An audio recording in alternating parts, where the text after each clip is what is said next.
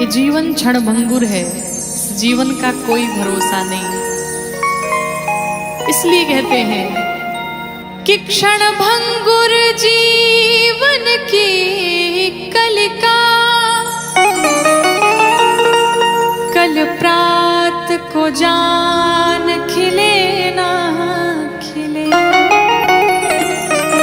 मलयाचल की सुच शीतल मंद, ये सुगंध समीर मिले ना मिले।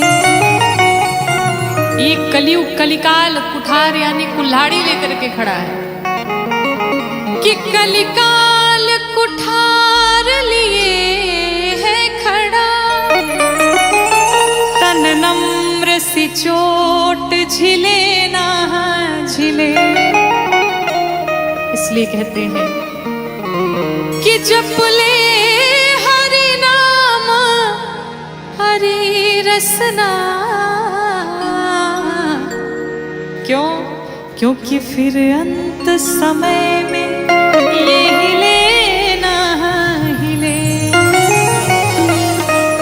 किसी साधक ने लिखा कि काहे माया में भुलाइल बड़ा तोता हो। अरे खोता छोड़ के जाए के पड़ी। सगरी स्वार्थ खातिर निमन बाउर होता हो। ये खोता छोड़ के जाए के पड़ी। काहे माया में भुलाइल बड़ा तोता, खोता छोड़ जाए के पड़ी। सगरी स्वार्थ खातिर निमन बाउर होता हो। कि सगरी स्वार्थ खातिर निमन बाउर होता हो। खोता छोड़ के जाए के पड़ी। काहे माया में भुलाइल बड़ा तोता, खोता छोड़ के जाए के पड़ी।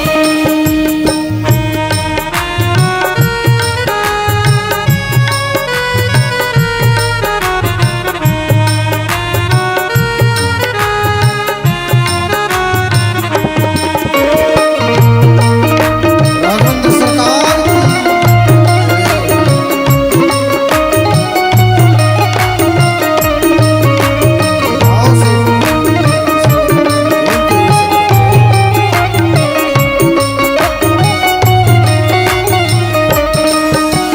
चाहे आप जितना भी धन कमा लीजिए, साधक कहता है लाख करोड़ धन तू कमैबा। लाख करोड़ धन लाख करोड़ धन तू कमैबा। लाख करोड़ धन खाला खियाला ना त काले के जइबा। खाला खियाला नाता काले के जई। हाँ खाला खियाला ना त काले के जइबा। खाला खियाला नाता काले के जई। जो कुछ भी है दान करिए, भोग करिए, अन्यथा यहाँ पर सब धरा का धरा ही रह जाएगा। और अंत समय में कितनी सुंदर बात कही साधक ने, क्या कि ताहर छीन ली है पहिरल लंगोटा हो। ताहर छीन ली है पहिरल लंगोटा हो। होता छोड़ के जाए के पड़ी। ताहर छीन ली है पहिरल लंगोटा हो। होता छोड़ के जाए के पड़ी।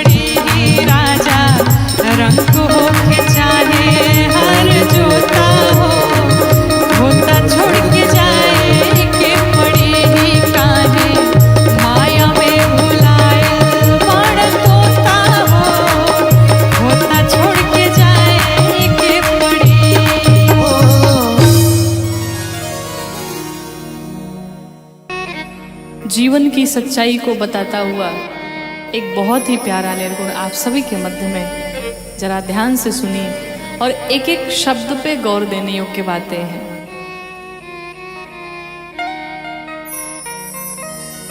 झर झर नयनवा बही, थर थर बदनवा चूही, हर हर लो।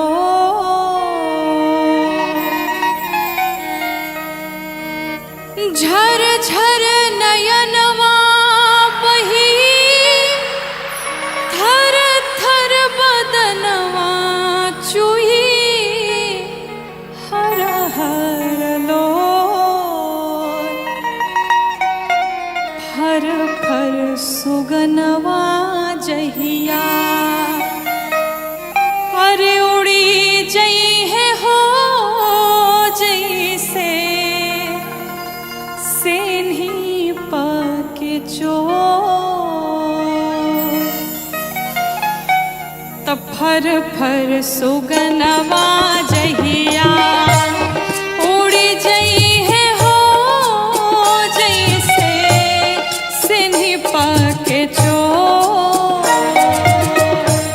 फर फर सुगनवा जहिया, उड़ी गई है हो जैसे सेन्ही पाके चोर।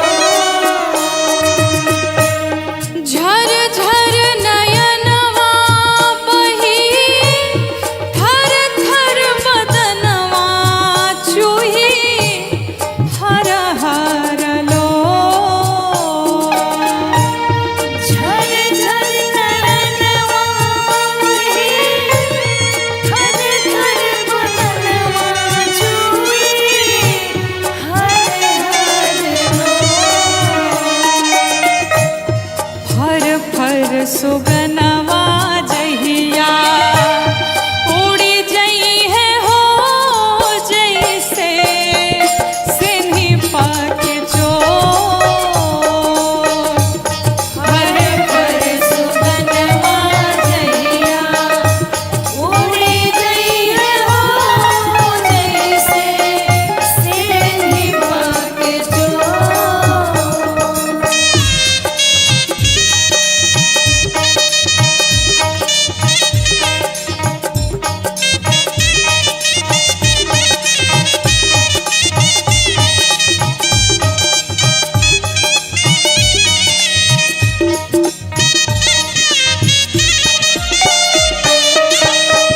हरि बोल।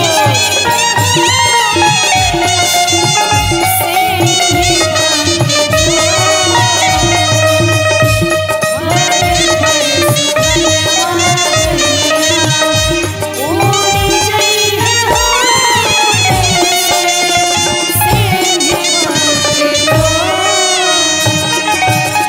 फिर क्या होगा?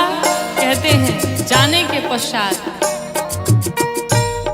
हरियर बसवा उजरे, कफन के असवा ससवा, तुरी जहिया डोर।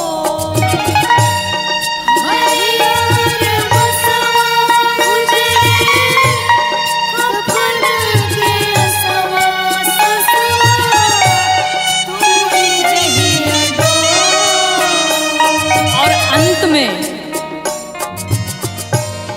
लसवा पे करी है तमसवा, डोमवानु हो नाटक होई है न थोर। लसवा पे करी है तमसवा, डोमवानु हो नाटक होई है न थोर। लसवा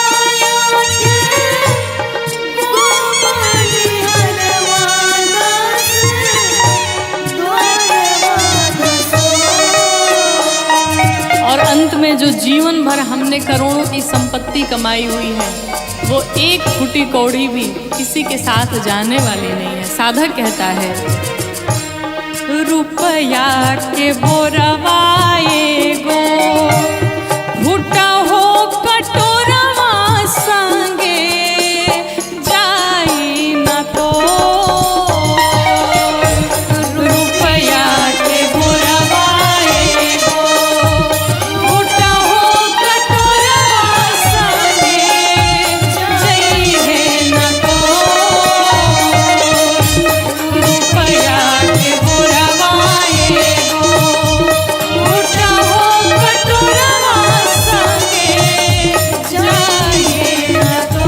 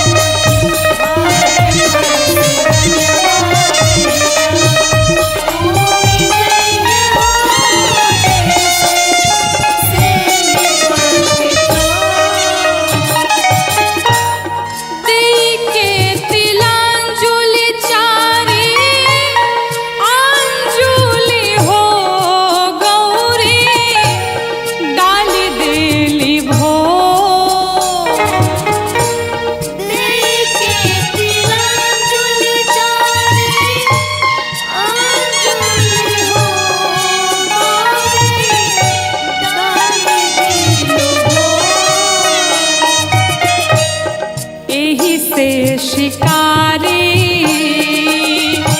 हरारी भज हो कौआ मारी न ठोर। एही से शिकारी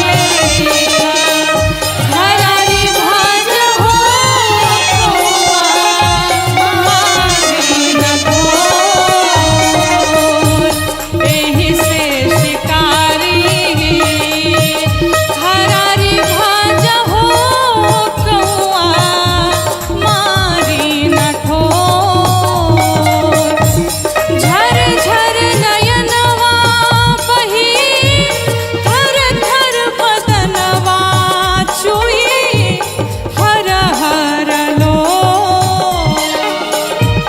झर झर नयनवा बही थर थर बदनवा चुई हर हर लो। फर फर सुगनवा जहिया उड़ी जई है हो जैसे सिन्ही पके चोर। फर फर सुगनवा जहिया उड़ी जई है हो जैसे सिन्ही पके चोर। फर फर सुगनवा जहिया उड़ी जई है हो जैसे सिन्ही पके चोर। फर फर सुगनवा जहिया उड़ी जई है हो जैसे सिन्ही पके चोर।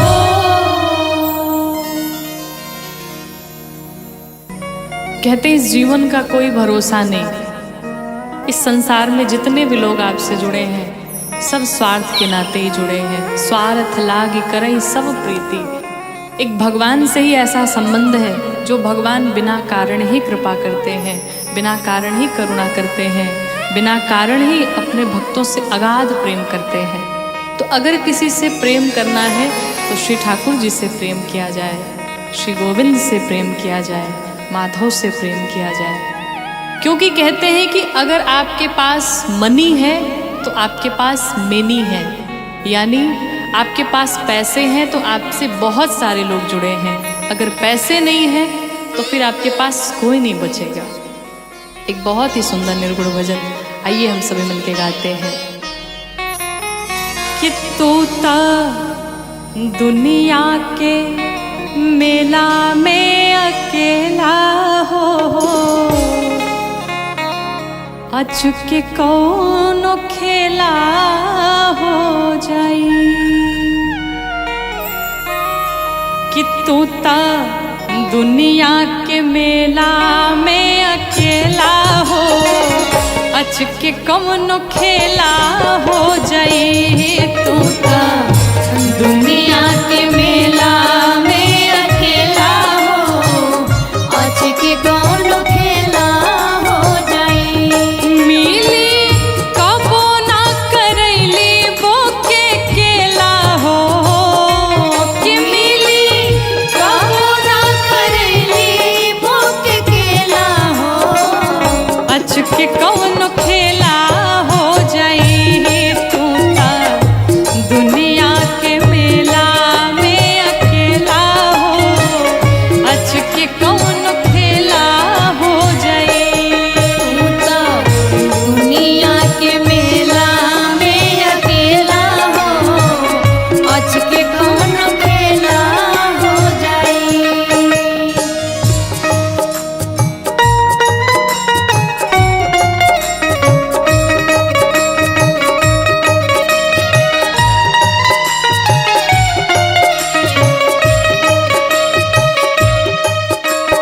दुनिया के मेला में अकेला हो अचके कौनो खेला हो जाई तोता दुनिया के मेला में अकेला हो अचके कौनो खेला हो जाई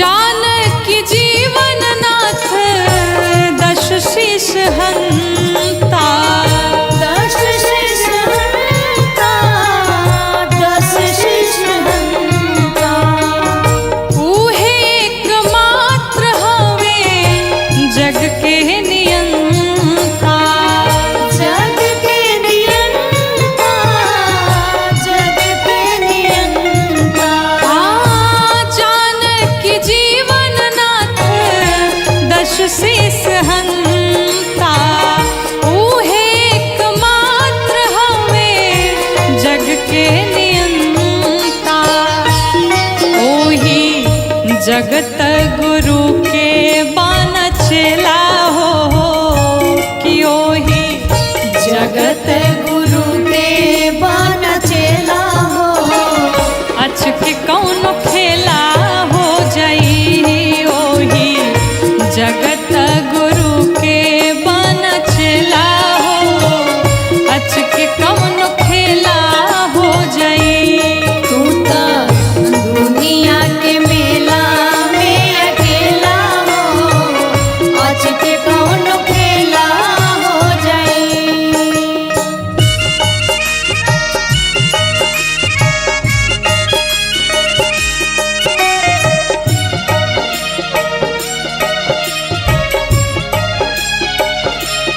तोता दुनिया के मेला में अकेला हो अचके कौनो खेला हो जाई तोता दुनिया के मेला में अकेला हो अचके कौनो खेला हो जाई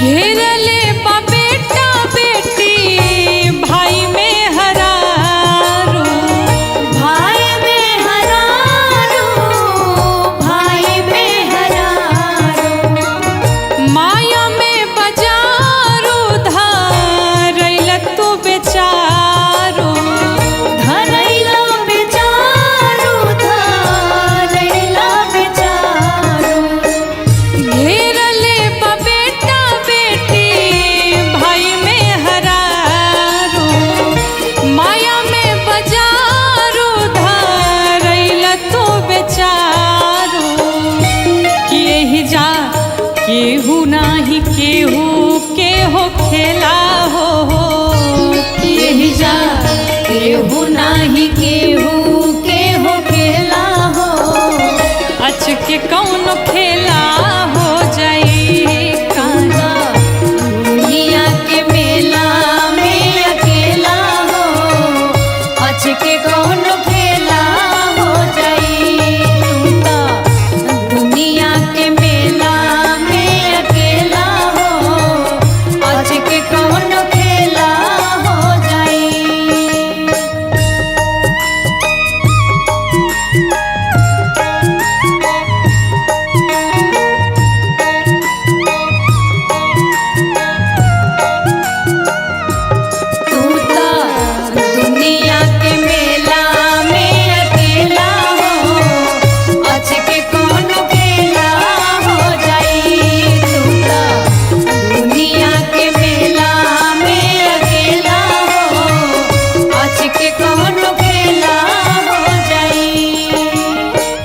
जीव कठपुतरी हा राम जी मदारी, राम जी मदारी हो, राम जी मदारी। ऊ जवन चाहस तमने होला ए शिकारी, होला ए शिकारी, होला ए शिकारी। हाँ जीव कठपुतरी राम जी मदारी, ऊ जवन चाहस तोने होला ए शिकारी। कि गौरी इष्ट अनुपमा अलबेला हो, कि गौरी इष्ट अनुपमा अलबेला हो, अच के कौन खेला हो जाई। तू ता दुनिया के मेला में अकेला हो, अच के कौन खेला हो जाई। कि मिली कबो ना करैली बोके केला हो, कि मिली कबो ना करैली बोके केला हो, अच के कौन खेला हो जाई। तू ता दुनिया के मेला में अकेला हो, अच के कौन खेला हो जाई। तू ता दुनिया के मेला में अकेला हो, अच के कौन खेला हो जाई। तू ता दुनिया के मेला में अकेला हो, अच के कौन खेला हो जाई।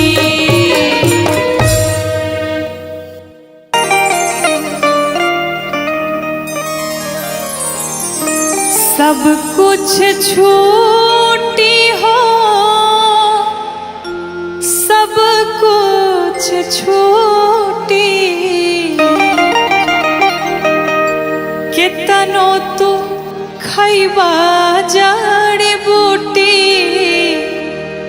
लेकिन जाए के पड़ी सब कुछ छूटी। कितनो तू खैबा जड़ी बूटी, जाए के पड़ी सब कुछ छूटी। कितनो तू खैबा जड़ी बूटी, जाए के पड़ी सब कुछ छूटी। कितनो तू खैबा जड़ी बूटी, जाए के पड़ी सब कुछ छूटी। हाँ सब कुछ छूटी हो,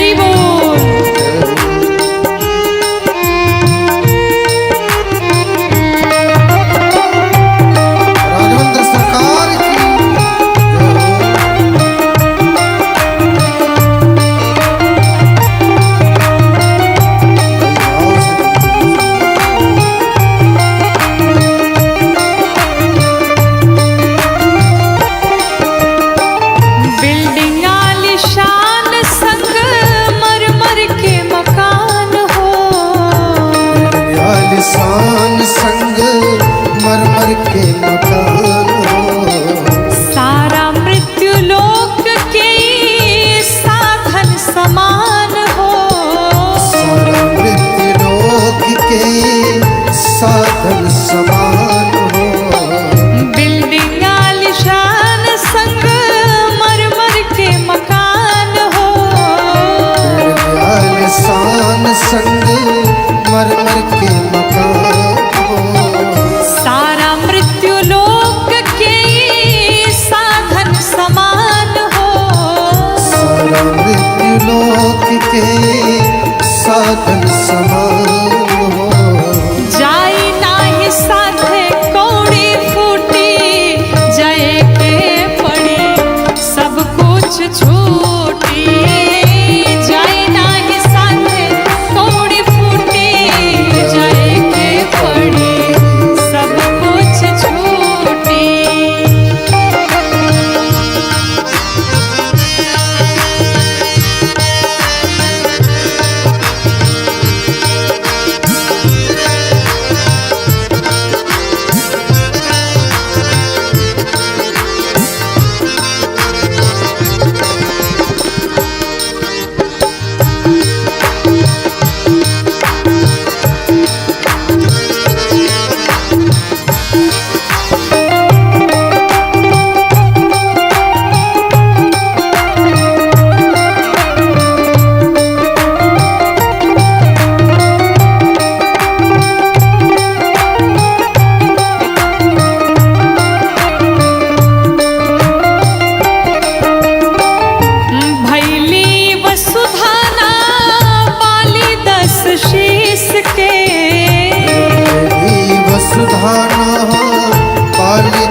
शीश के नाही कवनो चक्रवर्ती अवनीश के। अवनीश के भैली वसुधाना कौनो 10 शीश के। भैली वसुधाना कौनो 10 शीश के।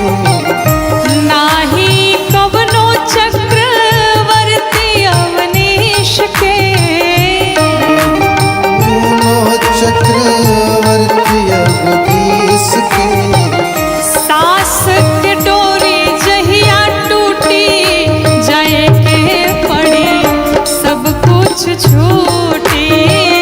सास के डोरी जहिया टूटी जय के पड़ी सब कुछ छूटी।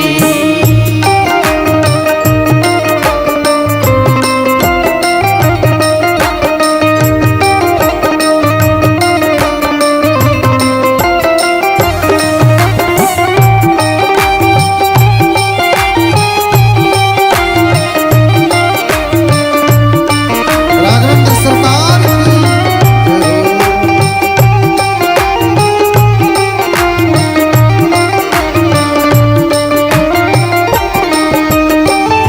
शाश्वत सत्य बस एक राम नाम जी। शाश्वत सत्य बस एक नाम राम जी। गौरी शिकारी के बस यही से बकाम जी। गौरी शिकारी के बस यही सेवा काम जी। शाश्वत सत्य बस एक राम नाम जी। शाश्वत सत्य बस एक राम नाम जी। गौरी शिकारी के बस यही से बकाम जी। गौरी शिकारी के बस यही सेवा नाम जी।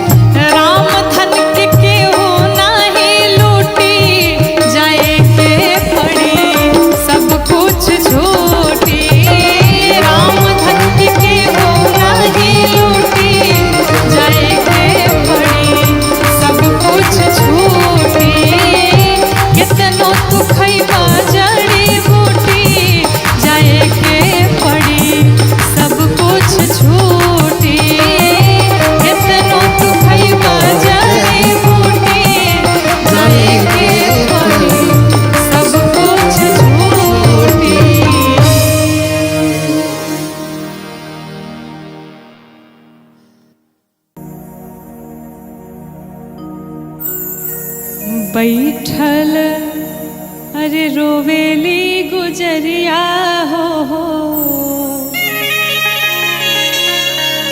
बैठल रोवेली गुजरिया हो, आई चुनरिया में दाग लागल, बैठल रोवेली गुजरिया हो, चुनरिया में दाग लागल। कैसे जाई पिया के नगरिया हो, कैसे जाई पिया के नगरिया हो, चुनरिया में दाग लागल, बैठल रोवेली गुजरिया हो, चुनरिया में दाग लागल।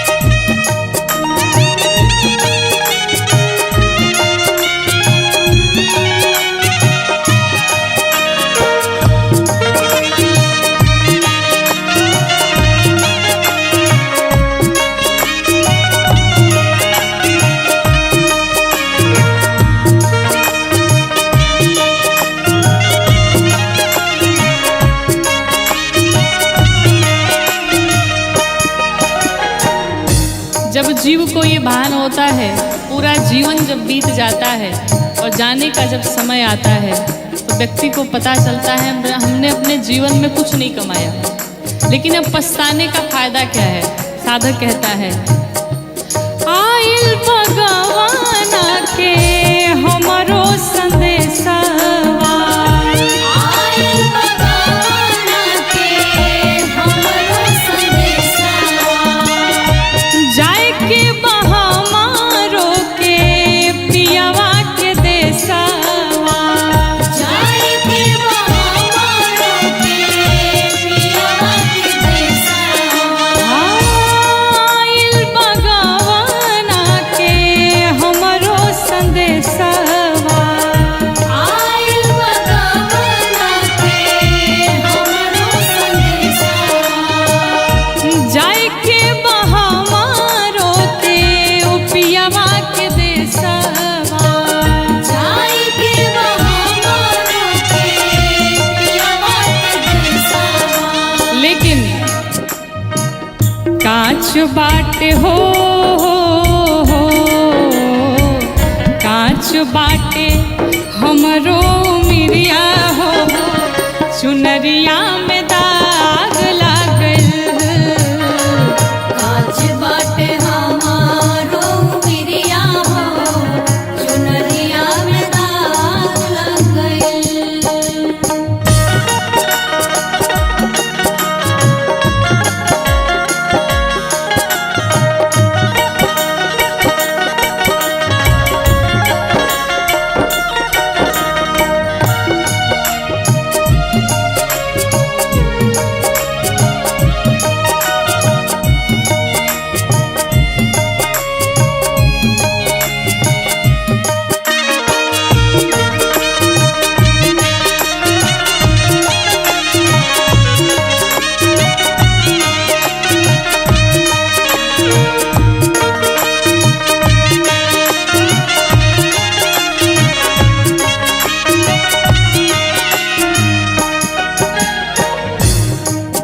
ये धरती पर जहाँ हम आकर के सभी मनुष्य सारे प्राणी रहते हैं, ये हम सभी का मायका है और भगवान का घर हम सभी का ससुराल है। आप एक बार विचार करिए, कोई भी कन्या अपने मायके में जब आती है तो कितने दिनों तक मायके में रह सकती है? थोड़े दिनों तक। लेकिन इस मायके में आकर के हमने आपने मिलकर के 4 प्रकार के मित्र बनाए। कौन कौन से? काम, क्रोध, लोभ, मोह, ये 4 प्रकार के हमारे मित्र हैं और दिन रात हम इसी के सानिध्य में रहे, इन्हीं से हमने प्रेम किया। साधक कहता है, नैहर में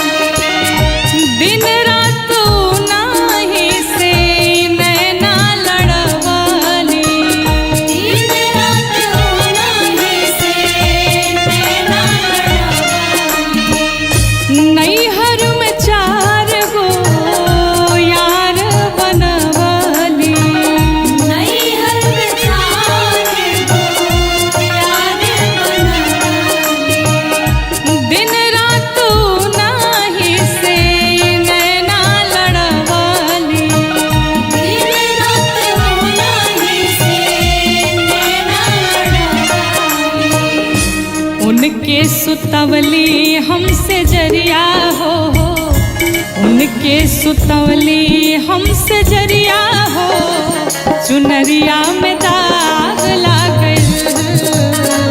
बैठल रोएली गुजरिया हो, चुनरिया में दाग लग गइल।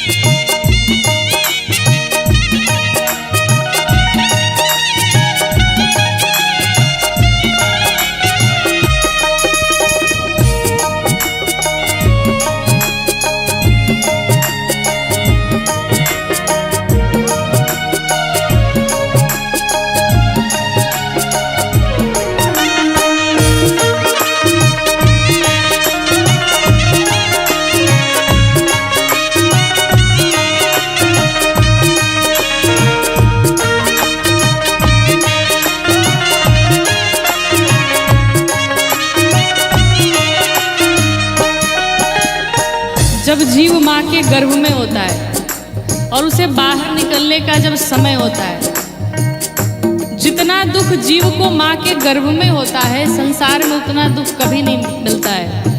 कहा गया गर्भवासम समम दुखम न भूतो न भविष्यति, इतना कष्ट मिलता है। और वो छोटा सा बालक तड़फड़ाता रहता है माँ के गर्भ में, भगवान से विनती करता है, प्रभु एक बार बाहर कर दीजिए इस गर्भ से, संसार में जाऊंगा, पुण्य करूंगा, भजन कीर्तन करूंगा और ऐसे सुंदर कार्य करूंगा कि दोबारा इस गर्भ में मुझे आना न पड़े। मैं वचन देता हूँ, भगवान से ये वादा करता है। लेकिन जीव जैसे ही गर्भ से बाहर आता है, भगवान की सारी बातें भूल जाता है और संसार के विषयों में लिपट जाता है। साधक कहता है, साच बात पिया वाके हम भूल गईली, साच बात पिया वाके हम भूल गइली। पछतात बानी की का कईनी, पछतात बानी की का कइली। ओ साच बात पिया वाके हम भूल गईली, साच बात पिया वाके हम भूल गइली। पछतात बानी की का कईनी। पछतात बानी की का कइली। लेकिन अब पछताने का क्या फायदा? डोली आइल हो, डोली आइल हमरी दुवरिया हो, चुनरिया में दाग लागल। बैठल रोएली गुजरिया हो, चुनरिया में दाग लग गइल। सब बात जब पूरा जीवन बीत गया तो अब अंत में फिर पछताने का क्या मतलब है? और अंत समय में जब हम पछताते हैं तो हमारे पास और कोई उपाय नहीं बचता है। फिर हम क्या करते हैं? सिर्फ रोते ही रोते हैं अंत समय जब आता है तो। इसलिए साधक कहता है, बार बार कथाओं में निवेदन किया जाता है, अभी भी कुछ बिगड़ा नहीं है, अभी भी समझ जाया जाए, अभी भी भगवान के चरणों को पकड़ लिया जाए, बुरे कर्म करने से बचा जाए। साधक कहता है, चुनरी के दाग हम कैसे छोड़ाई, चुनरी के दाग हम कैसे छुड़ाई। कैसे सजनवा के मुहवा दिखाई, कैसे सजनवा के मुहवा दिखाई। ओ चुनरी के दाग हम कैसे छोड़ाई, चुनरी के दाग हम कैसे छुड़ाई। कैसे सजनवा के मुहवा दिखाई। कैसे सजनवा के मुहवा दिखाई। और ये बात सोच करके जीव लगता है रोने, लेकिन अब कोई मतलब नहीं है। साधक क्या कहता है, बरसेली हो,